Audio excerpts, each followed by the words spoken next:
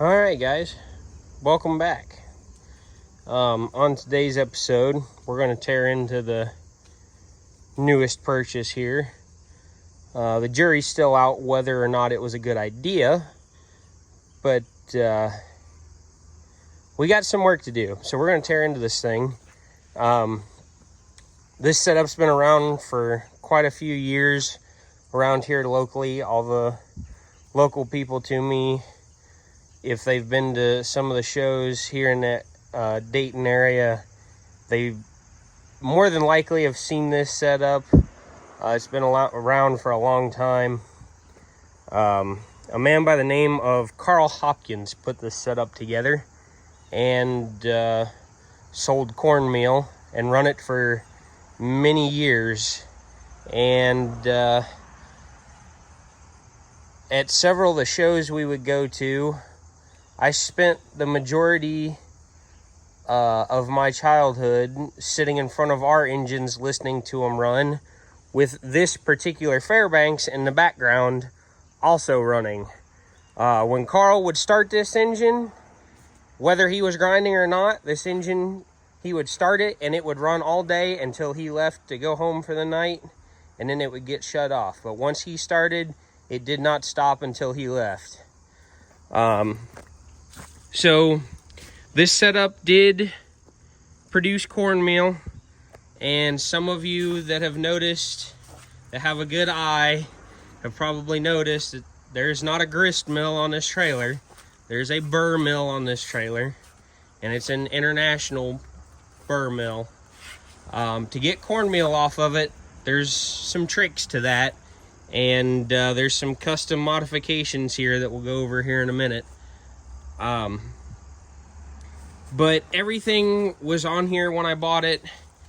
Engine, mill, over there behind my truck, there's the tent poles for the canopy, some of the blocks for the stabilizer jacks, and the cooler there, and some of the storage bins off to the side. He had all of his all of the paper bags and the scales and everything in to do cornmeal. It was a complete setup ready to go. But this thing needed some serious work. It was not this clean when we started, other than the tools I have scattered all over the place. Up in the middle here, this was all full of raccoon crap where they had been all over this. I pressure washed all of it and sprayed it down with Dawn dish soap, mill and engine included. Now, I didn't spray the inside of the mill because we want to use it, and we're actually going to go through and completely clean and sanitize everything before we use it, but that will not be here on the channel, and I'll talk about that here in a minute. Some of the modifications on here, you see there's a bolt offset from the center on the main shaft here. As this spins, it rocks this arm back and forth, and this whole rod moves, and there's a mount over on the other side.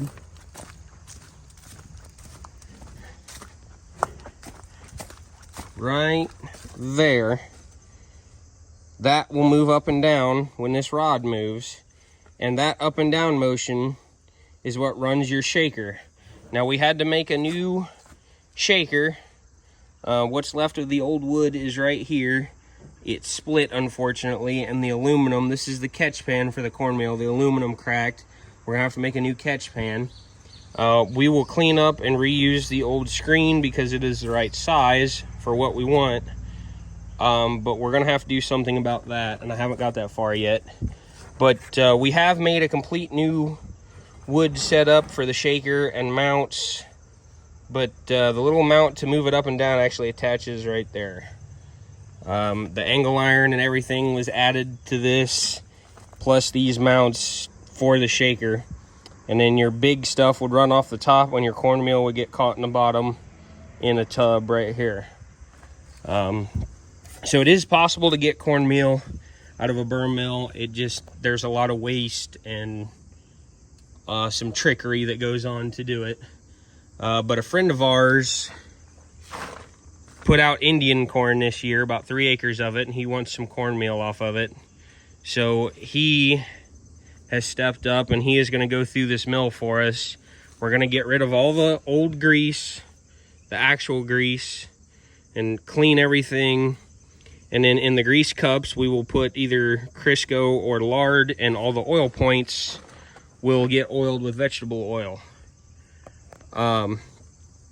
As for the engine needs some work. It's all here, it's all complete. The mag is hot. This is actually a fairly nice setup. Got the original crank for it. I knew that this engine run, like I said, I spent most of my childhood listening to it run in the background somewhere. But it has some known issues. If we go up in the middle here and we take a look, one issue that we have is that little guy right there, which don't seem like a whole lot on this side, but when you go to the back side, it's cracked all the way through. And to our knowledge, this engine has run for the better part of the last 20 years like that. So for now, we're gonna leave it. It probably won't get left forever, but for now, we're gonna leave it. Sumter mag on an igniter setup. I've already been through the fuel pump. This engine has, or at least seems to show signs of having been through a fairly rough life, like the flywheel being cracked. There's a repair here in the head. The water injection that goes in here has been tore out of it. You can see where it was soldered at some point. A wood plug was put in, this hole ain't threaded, so a wood plug was put in there to seal the intake, which works. The rocker stand has a repair, and the arm has a repair as well. Which none of this really affects the functionality of it. It all works just fine. Like I said, I know this engine runs, and I know it's been run a lot. But for those of you that are paying attention, you may notice that the intake valve is out of it. And that is one of the biggest issues that this engine had. That intake valve was in pretty rough shape, and I'll grab it here in a minute and show you. The exhaust is leaking past just a little bit, but the intake valve was not sealing hardly at all. It was so bad that when you would go to choke it to try to start it, it would actually push your hand away from the intake. So that's what we're going to get into today. I have a new intake valve courtesy of Flywheel Supply, and we're going to see if we can get the new valve put in. I'll put you here on the tripod. We're going to see if we can get this valve put in and see if we can hear this thing run today. So here is our culprit for today's video. You can see how worn down it is. I got marks on there. I'll show you how bad the seal is when we take the head off. But you can see it's got a sharp, if the camera will focus, you can see it's got a sharp edge here. And the side profile, it's dug in real deep, like it's been ground a couple times. And you can see the difference, focus, between the old valve and the new valve, how much has been worn off of this thing. And that would probably also explain why our valve is loose and it's not sealing all the way. It has also chewed up the edge. You can see this edge isn't straight anymore. There we go. You can see the edge isn't straight anymore. It's burned away or been ground away. This valve is pretty rough. So we got a new one, like I said, courtesy of Flywheel Supply. If you go to order one of these for a Fairbanks online, at least right now, and I've already called and talked to them, they have intake valves, and online it says 3 to 6 horse. It's labeled as the same valve, and it is not. The 6 horse valve is bigger. So if you need a 6 horse valve, you should probably call them. Double check online first, see if they get it fixed. They said they would. But for now, I would call them and double check. Make sure you get the right end here, whether you need the pinhole or the E-clip. But we accidentally ordered the wrong valve to begin with. Called them, told them what we were after, and they sent me out another valve. So they were very, very helpful. and we're getting that taken care of. I got to send them the other valve back, which will happen here in the next day or so. But for now, we're going to try to get this in here and get this thing running. In order to do that, I'm going to need 3 wrenches, and they were all sitting here, but we're going to need a 1/2 inch wrench, a 7/16 wrench that a normal engine, I believe, does not need, and then of course the one thing I always catch heck for, which is sitting here and you can kind of see the end of it, and that is this right here, good old-fashioned Kentucky speed wrench. Dad gets on me all the time for using these more than I should, and I get it, but I'm like my grandpa, these things are my best friend. So if I can find whatever happened to my 1/2 inch wrench,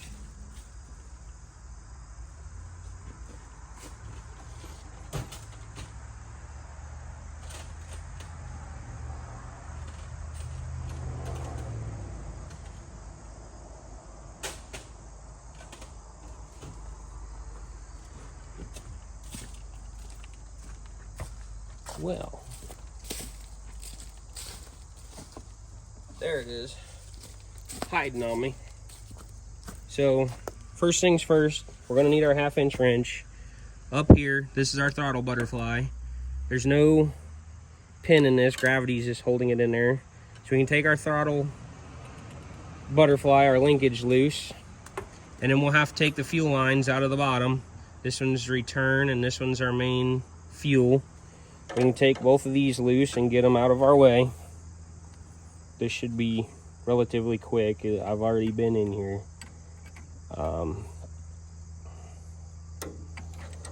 Get our return out of the way. Get our main line out of the way.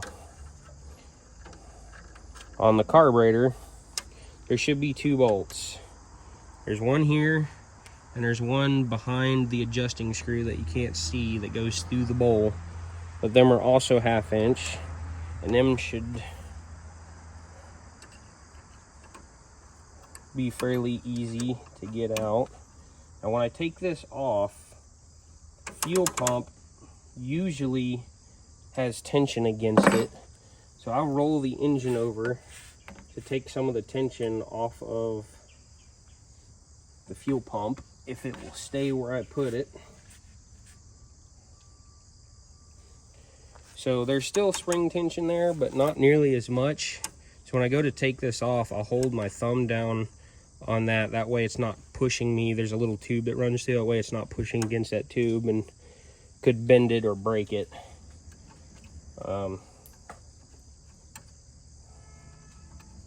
It just makes life easier. So there's our long bolt that goes through the middle. And then we have a bolt up here. Come on.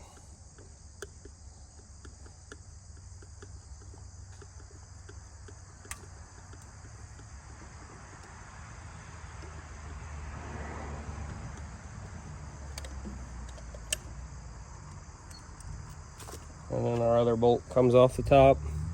And there's our carburetor. And there's that tube I was talking about. You don't want to bend or break that. We'll set that off to the side along with the bolt. Pull the gasket off. Set that off to the side. Then this is where our 7/16 comes in. I'll roll the engine back around, take pressure off of my exhaust valve. But instead of having a pin here, someone threaded a bolt through my push rod. And I don't believe a bolt should have been there from the factory. I could be wrong. I highly doubt it though.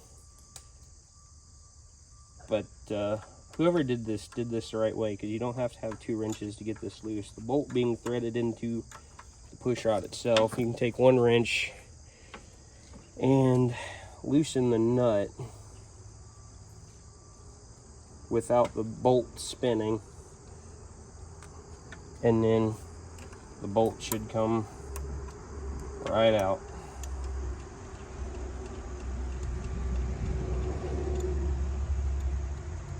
Now that that's done, we gotta get the head off. So for a factory engine, that'll be 3 big nuts, or 4 nuts. There should be factory studs in here. Someone replaced one of mine with a bolt, which it does the job, it just looks kind of weird. The last one underneath the rocker stand, may have to do a little bit of twisting and turning to get a wrench to it, but you won't be able to get that nut off of the stud without moving the rocker stand with it. The nut will run into the rocker stand before it comes all the way off.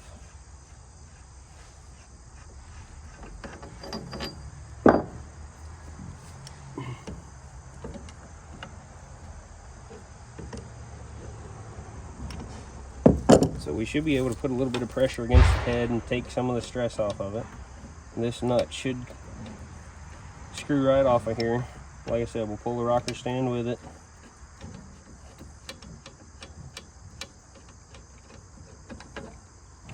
Rocker stand should be all one piece. Now that that's off, our locating stud or our dowel pin stayed in the head. Depending on what kind of work's been done. If you're working on one of these, it may or may not come out of there, who knows. Now's the time we want to be careful. We got return springs here to keep the push rod against the cam lobe, and we have springs on the back side of the mag on the trip finger to keep it in the right position. So I'm going to grab the exhaust, I'll slowly pull it off the head studs, try to keep the push rod from falling, and that'll keep our springs and everything from going everywhere. Mine seem like they will stay put, and there we go. Now I can see the back of the head and our valve seat where our issue was. I'm going to go ahead and pull the return springs off here. They want to slide off today instead of staying put. But now we can get a look at the problem I was up against. So if we look, let me move you over. I'll drop.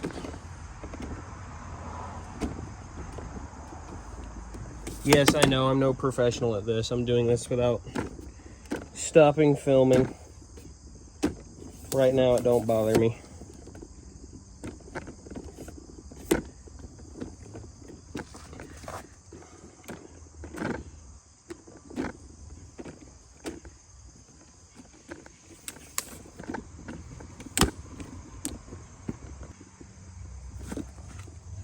So if we look down here at my valve seat, okay, the valve seat looks to be in decent shape, but the valve, as I showed you, was not in great shape at all, which is definitely a problem. But that is why I put these little marks on here. So if I rust it up a little bit from moisture, but if I put this in here and I just rock this back and forth, that valve should be making contact all the way around that seat, and it will mark, like you can see right there, it rubbed the ink off the bottom of the valve. It got that one, but not those. Didn't get that one. Just barely touched that one and that one. Maybe a little bit on that one, and didn't get any of those. So almost half of this valve is not touching that seat and ceiling. So for the new valve, whether or not we lap this remains to be seen. I don't know if I want to get that fancy. I know you engine builders out there are going to be in my comments section. It has to be lapped, it has to be lapped.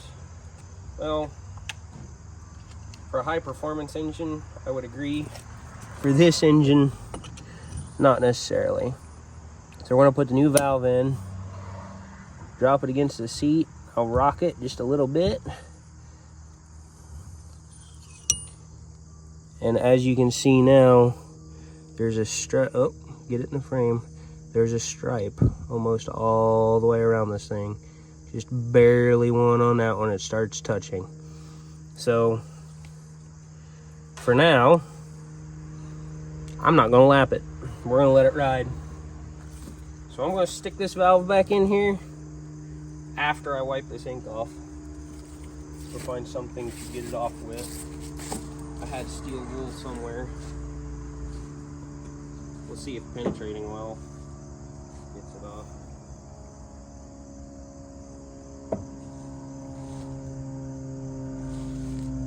Yep, it will. It'll scrub it right off. Alright, that's good to know. While it is just marker ink, it does have a thickness to it, so it can affect your sealing. So by just taking the ink off of here, it may fix that issue where we've seen that light spot. Now, I'm not going to deny that the proper way to do this should, in fact, be to lap it. But I am not.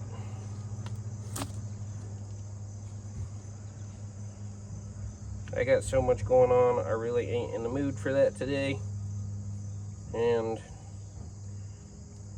we're not running 5,000 RPM with this engine. We're lucky if we're running 400. 400's on the tag. So we'll be lucky if we're running max speed. That's max speed. So this should be just fine. So what I'm gonna do, being as the seal looks much better and decent, I'm gonna take a little bit of oil from my pump can. Come on. There we go. And coat this stem. I don't have assembly lube with me, and I don't have valve lapping compound here, so I would have to go get that if I decided to lap it. But we're just gonna drop that valve right back in. And then this having an atmospheric intake on this side, we don't need a spring compressor or anything to put this spring back in. As long as my pin, my retaining pin fits, should be able to take our anti-chatter device, our spring, our retainer cup, and everything, and go right back on here by hand, put the cup back in. Should be able to crush the spring by hand, drop our pin in. Yeah, see, that's what I was afraid of. This pin's been hammered on and it won't go in a new valve. So we're gonna have to fix that real quick, and I will return when that's done. All right, guys. I got a new pin made. Don't mind the neighbor in the background. He cut a tree down the other day, and he's up there cleaning it up. He's up there doing his thing. So just bear with me. We all get along here. I couldn't ask for any better neighbors, so they put up with my shenanigans. So in return, it's only fair that we do the same. Anyway, for a new pin, I literally just took a bolt that was slightly too big with the threads, ground the real sharp point off the end of the threads, and as you can see, it will go right through there, and this will be our new retaining pin. So we're going to drop our valve back in. Like I said, being an atmospheric valve, this is real nice. You don't need a spring compressor.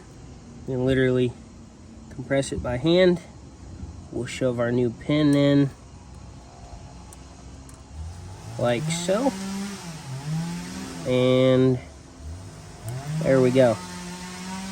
And that one's got tension against it. Our new valve is in. It's in our pins in our retainer cup. Now we should be ready to go back together. All right, so going back together, we're literally going to do the same thing that we did to take it apart, just in reverse order.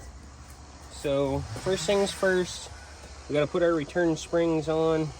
There's a spacer in between mine, then another spring. And then when we put this up here, we want to make sure that our trip finger is underneath the trip and in the proper location. Otherwise, we could have some issues. So everything is staged. I'm going to take our head. I'm going to go ahead and put it in the hole in the casting. Now if we do this right, everything should go pretty much according to plan here. Our cam fell down and is over center. Oh, come on.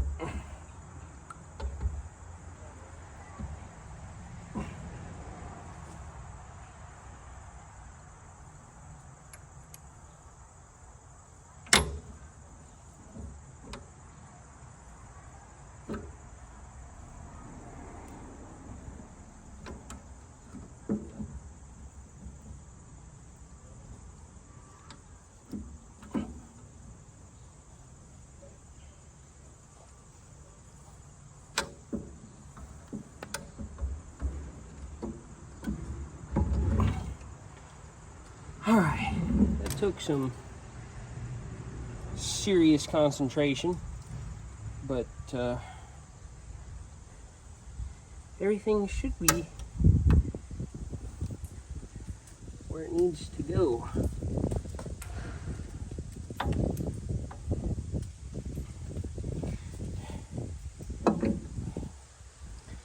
All right. So it doesn't really matter what order you do this in. I always like to start with opposite corners, that way we don't stress the casting. I always try to put everything back on where it come off of on an engine this old. Have no idea if something got cross-threaded. If there is something cross-threaded, well then that's the only bolt that's going to go back on there without having two of them messed up. So try to put everything back where it was. Our rocker arm, our stand, our last nut should go on. Come on.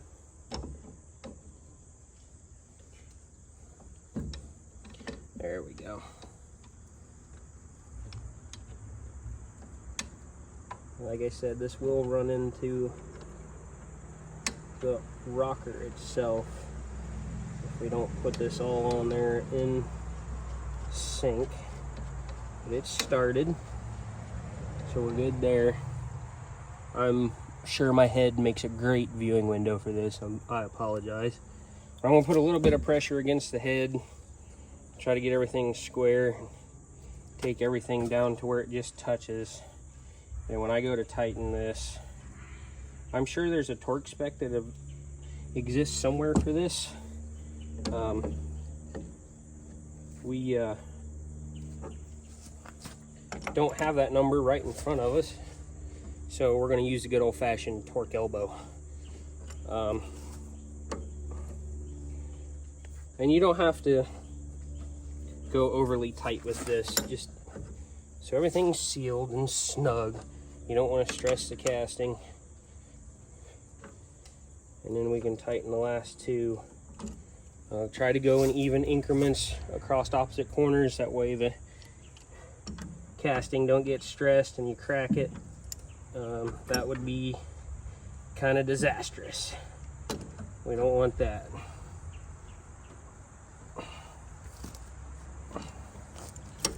Now that all this is tightened down,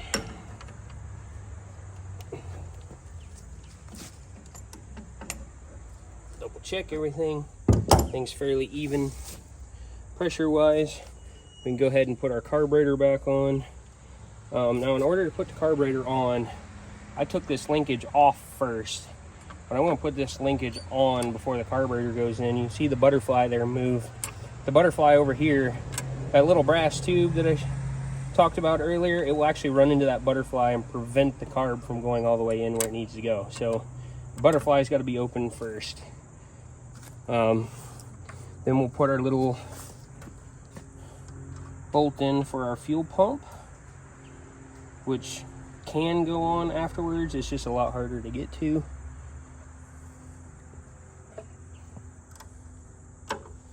Tighten that down. Get our nut put back on here.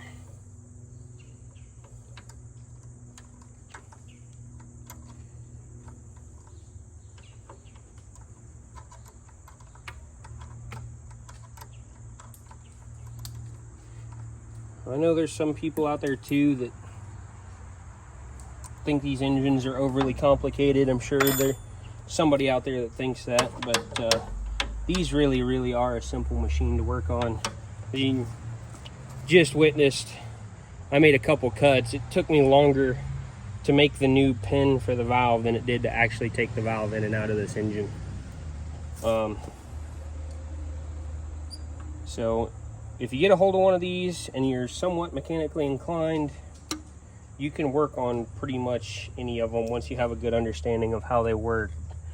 You know, whether that be a common engine or an expensive one, they all work on the same basic idea. So pretty much it's a matter of once you know one,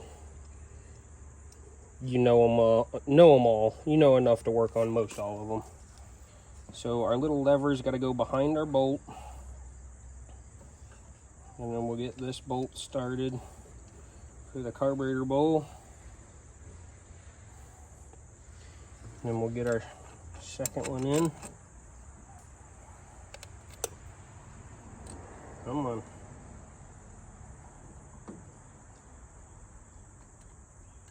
Uh-oh. May have to take the top one back out. And that happens sometimes. Everything wants to be overly complicated. I was running into our gasket.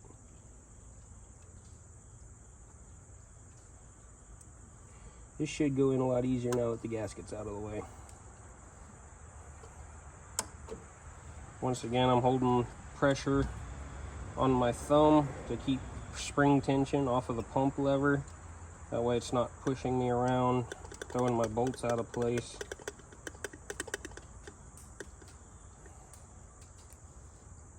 Okay, then we're in.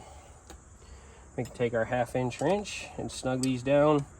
Remember, this is a cast piece as well, so you don't want to stress it by getting it all sideways and cockeyed. You know, just nice even pressure. Like I said, just good and snug. Don't need to overdo it. Just so it's got a good tight fit and it'll seal against the gasket. Then our line's got to go back on our main fuel. Our suction side. Get that snug down. You don't want to go overly tight on the compression fittings either, because you can strip the compression ring off the end if it's not flared, which these don't look to be. I usually I have a flare tool. I like to flare them rather than actually using the compression ring. But for stuff this small, I mean, you're lucky if you're going to see 1 or 2 psi on either of these, so if that.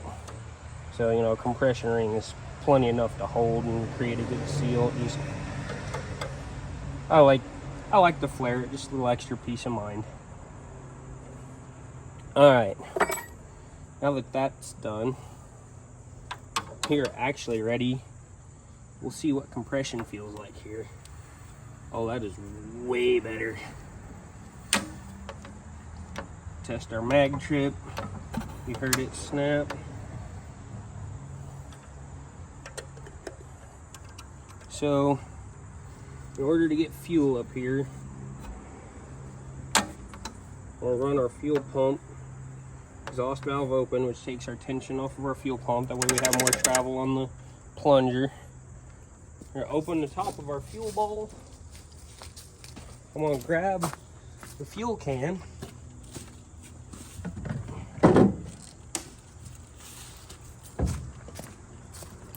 We're gonna toss a little bit of gasoline down the carburetor, and that'll get my fuel pump to pick up as well. The plunger seems to not want to seal unless it has liquid around it. So you'll see fuel moving and you'll know that it's pumping. And you can see the level rise. So my fuel pump picked up. I'm drawing fuel out of the tank. It'll stay at a certain level because there's a return line. So we know that's good. Well, open my needle about 3/4. That's where it was when I bought the engine. So I don't know if they messed with it or not. That's where it was, so that's where we're gonna try it. And make sure we get oil in here, at least enough to sustain us for now.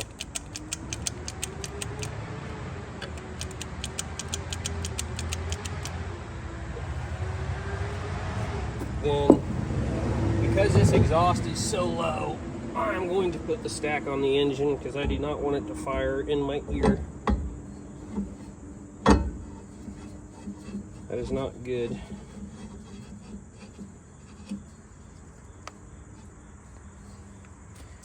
Alright, now that we have exhaust, we should be ready to see if this thing starts. Alright guys, so we're about a week and a half or so later after the last clip you just saw of me trying to get this thing to start. And just to save you the pain of watching me crank on this thing for like 10 minutes straight, it didn't start. And I figured it was a fuel mixture issue because I don't know the engine that well. I just didn't have it set right. And, well, I was wrong. So we done some digging and ended up finding an issue with the mag setup. And then not the mag itself, but with the way it was. To be completely honest, I have no idea how this engine run for as long as it did the way it was. I have no idea.